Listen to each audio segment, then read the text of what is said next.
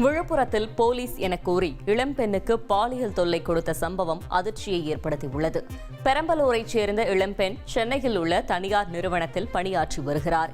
இந்நிலையில் இளம்பெண்ணுக்கு திடீரென உடல்நலக்குறைவு ஏற்பட்டதால் பெரம்பலூரில் உள்ள தனது காதலனை தொடர்பு கொண்டு அழைத்து செல்லுமாறு கூறியுள்ளார்.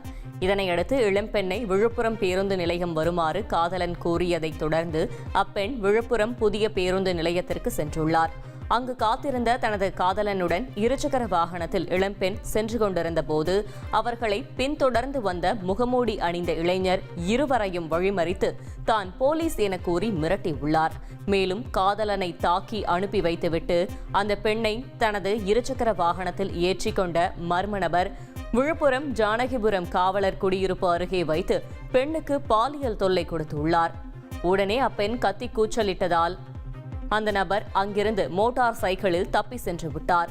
இதனையடுத்து அப்பெண் விழுப்புரம் தாலுகா காவல் நிலையத்தில் அளித்த புகாரின் பேரில் வழக்கு பதிவு செய்த போலீசார் விக்கிரவாண்டி தாலுகா கஞ்சனூரை அடுத்த சித்தேரி கிராமத்தைச் சேர்ந்த லாரன்ஸ் என்பவரை கைது செய்தனர். இவர் சென்னையில் கார் டிரைவராக பணியாற்றி வரும் லாரன்ஸ் மீது ஏற்கனவே திருட்டு உள்ளிட்ட வழக்குகள் உள்ளது தெரியவந்துள்ளது.